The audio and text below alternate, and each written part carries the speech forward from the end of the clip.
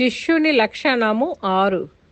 పతిదైవంబను పతివ్రత పతి ధ్యానము మరువనట్లు భావములోనన్ మతిబంతుడైన శిష్యుడు సతతము గురుమూర్తి స్మరణ సలుపుచుండునురా. అట్లనే నీవు సలుపుచుండుమురా.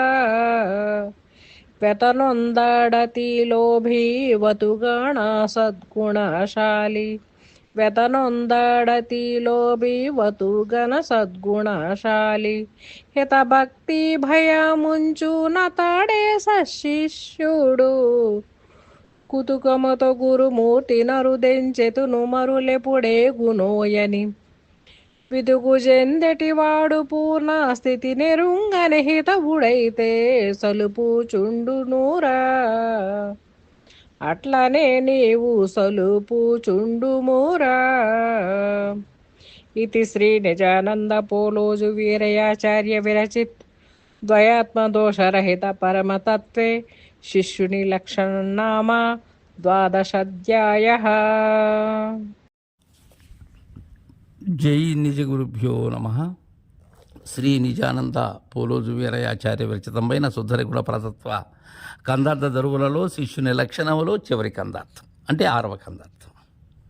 దీంట్లో ఏం చెప్తున్నారంటే నిజమైనటువంటి మతిమంతుడైనటువంటి సశిష్యుడు ఎలా ఉంటాడు అనే దానికి ఒక మంచి యుక్తి చెప్తున్నారు.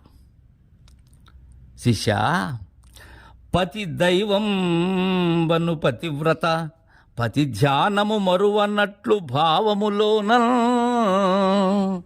పతియే ప్రత్యక్ష దైవము అనేటువంటి పతివ్రత.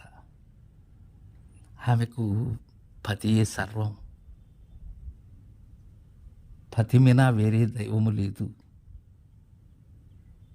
అనేటువంటి భావన ఉంటుంది. సకల సద్గుణ శోభితురాలైనటువంటి అప్పడతికి సర్వము కూడా భర్త.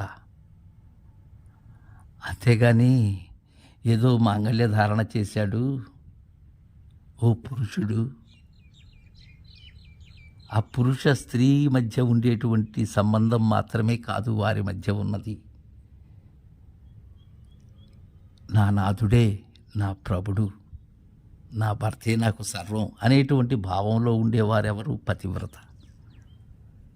ఆమె యొక్క వ్రతమే పతి, పతి సేవయే ఆమె యొక్క వ్రతము, అదే ఆమె నియమం. వారు ఆ పతి ధ్యానాన్ని మరువరు. ఎప్పుడూ కూడా ఏ సమయంలో కూడా ఏ లోటు రానివ్వరు. ఆ వ్రతమును భంగం చేయరు వాళ్ళు.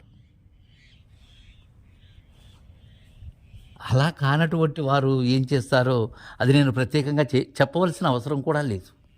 మతిమంతుడైన శిష్యుడు సతతము గురుమూర్తి స్మరణ సలుపుచు సతతము గురుమూర్తి స్మరణ సలుపుచుండునురా. అట్లనే నీవు సలుపుచుండుమురా. ఎంత మంచి మాట చెప్తున్నారు, ఎంత చక్కటి మన ఆచరణ గురించి చెప్తున్నారు. మతిమంతుడైనటువంటి శిష్యుడు, మతిహీనుడైన శిష్యుడు కాదు. సతతము గురుమూర్తి స్మరణ అక్కడ ఎలా అయితే పతివ్రత పతి ధ్యానాన్ని మరువకుండా చేస్తుందో, ఇక్కడ సుజనుడైనటువంటి శిష్యుడు గురుమూర్తి యొక్క స్మరణ. ఏంటి గురుమూర్తి స్మరణ? గురుమూర్తి ఏదైతే బోధించారో దానిని మరువక ఉండటమే గురుమూర్తి స్మరణ, మరేమో కాదు. నిరంతరం శ్రీ నిజానంద అనుకోవటం కాదు. గురుమూర్తి తెలియజేసినటువంటిది ఏదైతే ఉన్నదో దానిని స్మరించుకోవటం. మూలము లేని ఈ గుర్తెరిగే శరీరము ఏమీ లేదనుకోవటమే స్మరణ. అలా సలుపుచుండుమురా. అట్లనే నీవు సలుపుచుండుమురా. ఆ పతి ఎలా పతి ధ్యానాన్ని వీడలేదో తద్విధానంగా వెతనొందాడతి లోభీ వతుగా సద్గుణశాలి హితభక్తి భయముంచు నతడే సశిష్యుడు. హితభక్తితో ఉంటాడు చూడు, భయముతో. చాలామంది గురువు ఎదురుగా మాట్లాడాలి, గురువు ఎదురుగా ఏదైనా తెలియచేయాలన్నా కానీ భయపడతారు. ఎందుకని? వారి అంతరాంతరాల్లో గురువు అలా కొలువై ఉన్నాడు.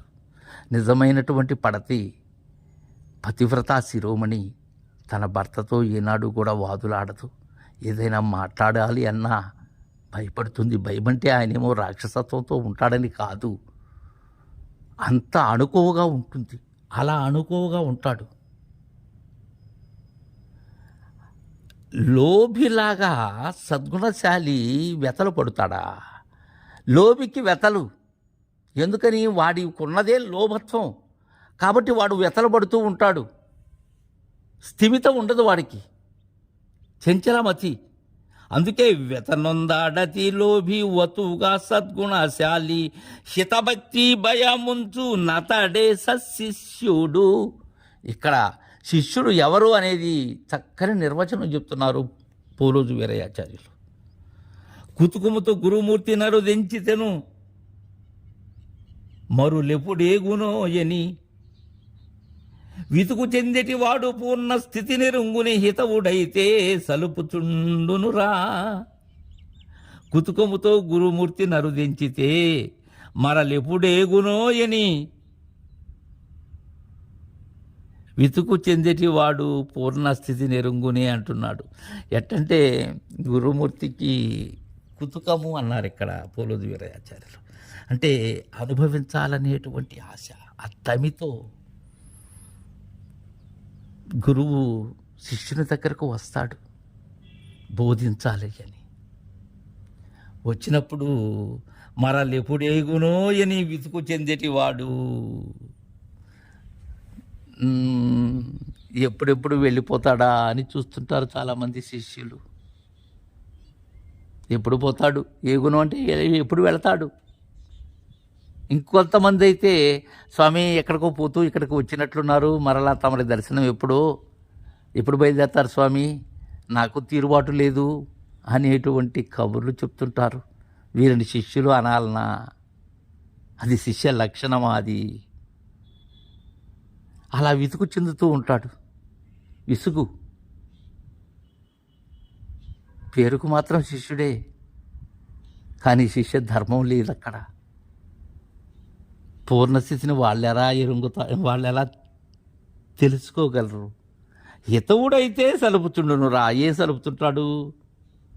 ఆ పతివ్రత ఎలా పతిసేవలు చేస్తూ ఉంటుందో, నిరంతరం సద్గురుమూర్తి స్మరణలో ఉంటారు హితమతి అయినటువంటి వారైతే.